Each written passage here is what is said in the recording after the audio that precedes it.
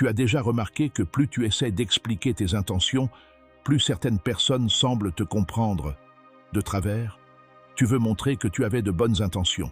Tu veux prouver que tu n'as pas voulu blesser, manipuler ou manquer de respect.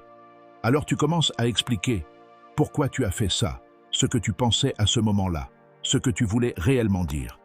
Et pourtant, au lieu d'apaiser la situation, tu as parfois l'impression de l'aggraver. Pourquoi?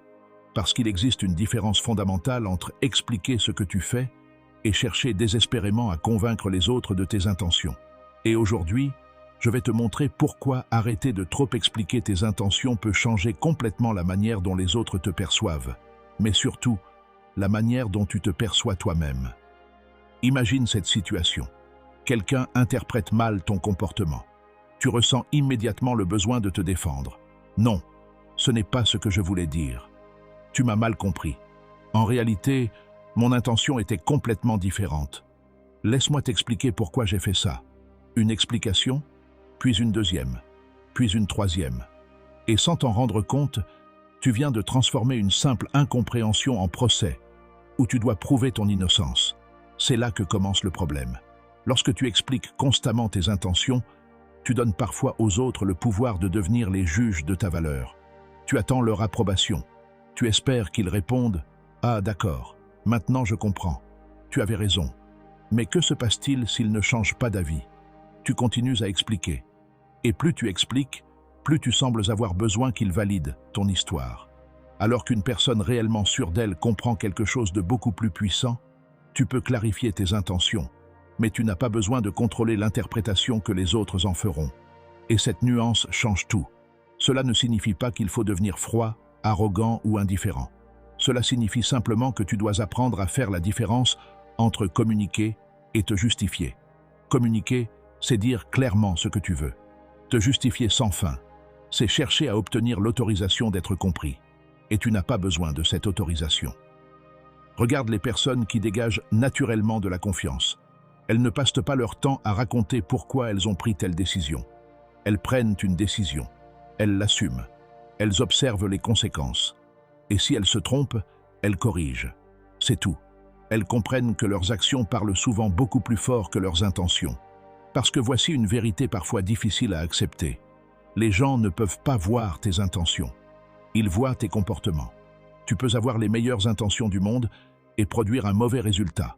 Et inversement, quelqu'un peut mal interpréter une action qui était pourtant sincère. Tu ne contrôles pas cela. Ce que tu contrôles, c'est la cohérence entre tes paroles et tes actes. Alors, au lieu de répéter « Je suis quelqu'un de bien, je ne voulais pas faire ça », demande-toi « Est-ce que mes actions montrent réellement qui je prétends être ?» C'est beaucoup plus puissant. Parce que lorsque tes actes deviennent cohérents avec tes valeurs, tu n'as plus besoin de convaincre tout le monde. Le temps finit par parler pour toi. Et il y a une autre raison pour laquelle tu dois arrêter d'expliquer excessivement tes intentions. L'explication permanente peut diminuer ton pouvoir personnel. Quand tu ressens constamment le besoin de te justifier, tu agis comme si chaque décision devait être approuvée par quelqu'un. Tu dis non, puis tu expliques pendant 10 minutes pourquoi tu dis non. Tu prends une décision, puis tu cherches immédiatement à convaincre ton entourage qu'elle est raisonnable. Tu poses une limite, puis tu t'excuses tellement que la limite perd toute sa force. Tu comprends le piège? Une limite qui nécessite constamment d'être défendue devient une négociation. Parfois, un simple « non, je ne peux pas » est suffisant. Pas besoin d'un roman, pas besoin de 10 excuses, pas besoin de convaincre. Bien sûr, il existe des situations où une explication est nécessaire. Dans une relation importante, au travail, avec ta famille, ou lorsqu'une erreur a causé du tort, communiquer honnêtement est essentiel. Mais il y a une différence entre assumer ses responsabilités et chercher désespérément à être innocent aux yeux de tout le monde. Si tu as blessé quelqu'un, ne passe pas ton temps à expliquer pourquoi tu ne voulais pas le blesser. Commence plutôt par dire « Je comprends que mon comportement t'a blessé. Je suis désolé. Je vais faire attention à cela. » C'est beaucoup plus mature. Parce qu'une personne émotionnellement forte ne se définit pas par l'absence d'erreur. Elle se définit par sa capacité à reconnaître ses erreurs sans perdre sa dignité.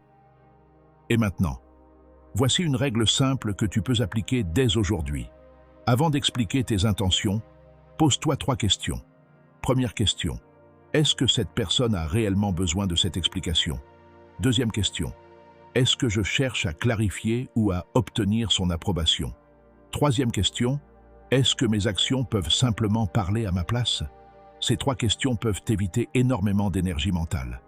Parce que parfois, ton besoin d'expliquer ne vient pas d'un besoin de communication. Il vient de la peur d'être mal compris, la peur d'être rejeté, la peur qu'une personne pense quelque chose de négatif sur toi.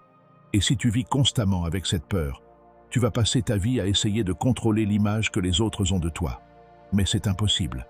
Tu ne peux pas contrôler ce que tout le monde pense. Tu ne peux pas contrôler toutes les interprétations. Tu ne peux pas contrôler les jugements. Tu ne peux même pas contrôler la mémoire que certaines personnes garderont de toi. Alors pourquoi leur donner autant de pouvoir?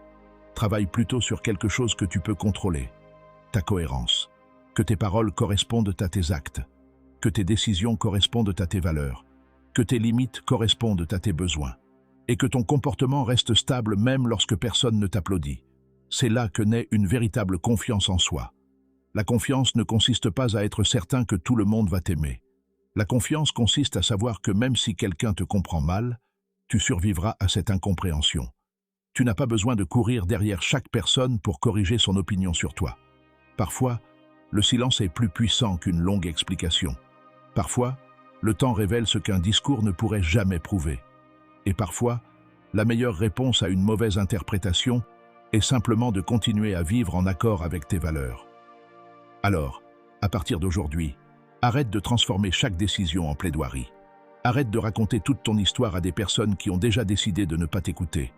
Arrête de croire que tu dois être compris par absolument tout le monde. Explique quand c'est nécessaire.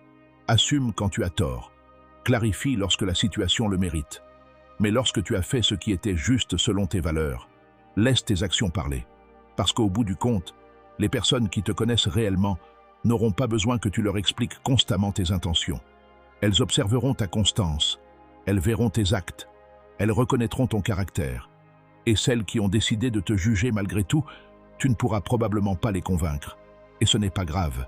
Tu n'es pas venu dans ce monde pour gérer l'opinion de tout le monde. Tu es venu pour construire une vie qui correspond à ce que tu es réellement. Alors retiens cette phrase.